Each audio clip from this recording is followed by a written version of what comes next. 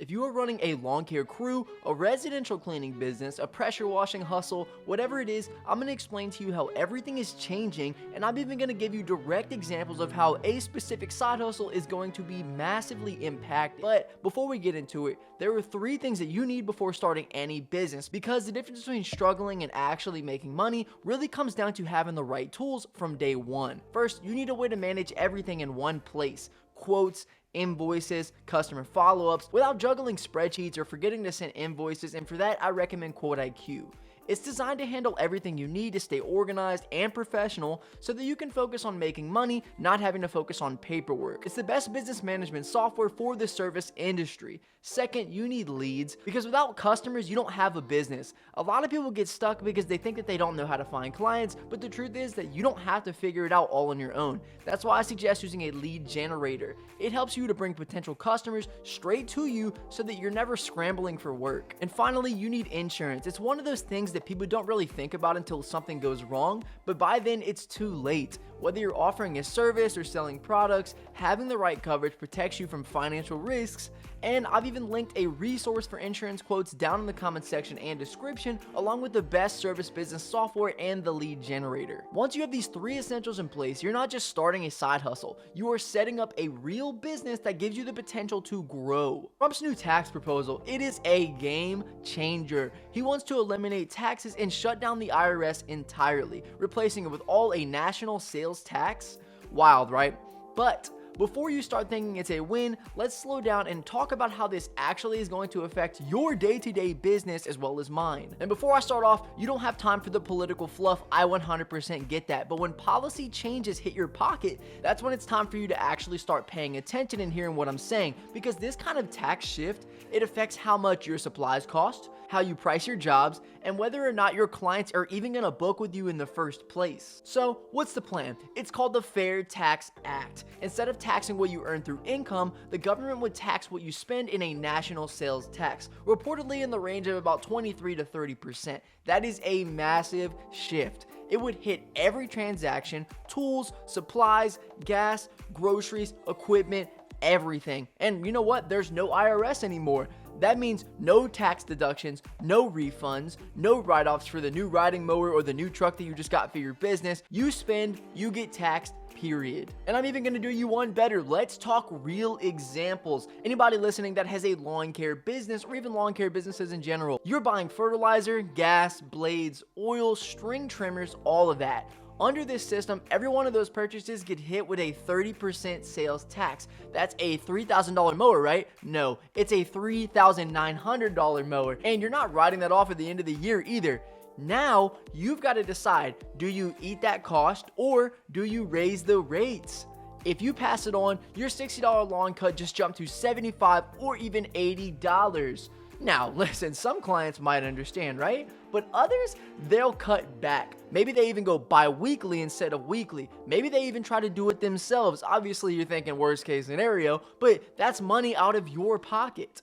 Let's give another example. Residential and commercial cleaning businesses. Same story here. Cleaning chemicals, microfiber cloths, vacuum parts, mop systems. Everything that you restock every month is now taxed higher. It's on every single purchase. If you're running tight margins, this could eat into your bottom line fast. And then there's your pricing. If clients are already nervous about inflation and rising prices, are they going to keep paying you for recurring cleanings?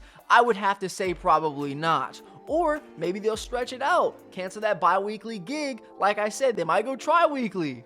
That means your schedule starts looking patchy and your revenue takes a quick hit. And even to sweeten the pot a little bit more, pressure washing businesses. If you're a guy out there that's running a pressure washing hustle, same deal. You're out here investing in high powered machines, surface cleaners, hoses, degreasers, and chemicals. A new pressure washer setup might run you what, $4,000 now? With a 30% sales tax, you are looking at over $5,000. That's a huge jump in overhead, especially for smaller or solo operators. And remember, with no IRS, you're not writing that investment off at tax time. There's no Section 179 deduction, no depreciation to work in your favor. It's all out of pocket and taxed up front. Then you got to start thinking about, you've got operational costs, replacement nozzles, fuel for your rig, truck maintenance, advertising materials, and they're all getting taxed too. If you run a mobile setup, gas prices alone are, trust me, going to hit you hard. Now, imagine tacking 30% onto every fill up. That's death by 1,000 cuts. And your clients, if you're doing residential driveways, patios, or siding, they might start to hold off.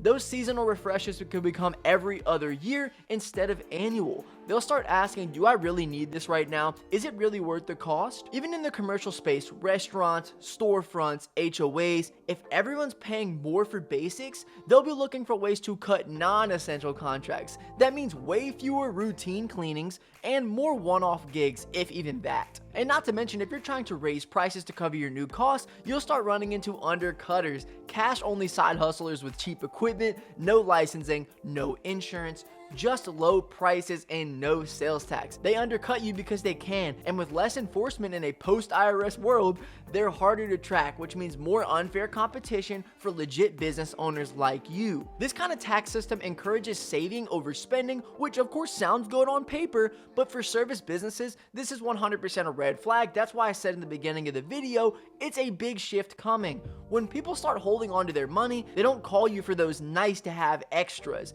They wait longer between appointments, they skip the deep cleans, they mow their own lawns, or they just go out and ask their nephew to do it for them.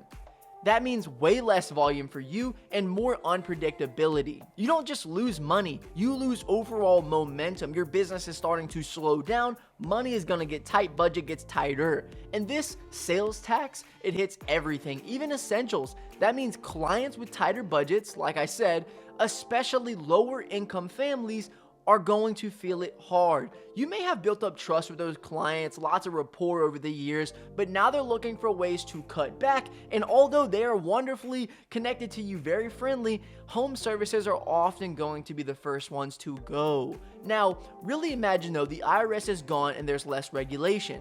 That opens up the door for more under-the-table deals. Someone down the street offers the same lawn cut for $40 cash, no tax, no invoice, while you're having to do it legit. You got the real licenses, the real employees, and suddenly, hey, this dude looks really expensive for me compared to the other guy down the street. John is doing it for 40.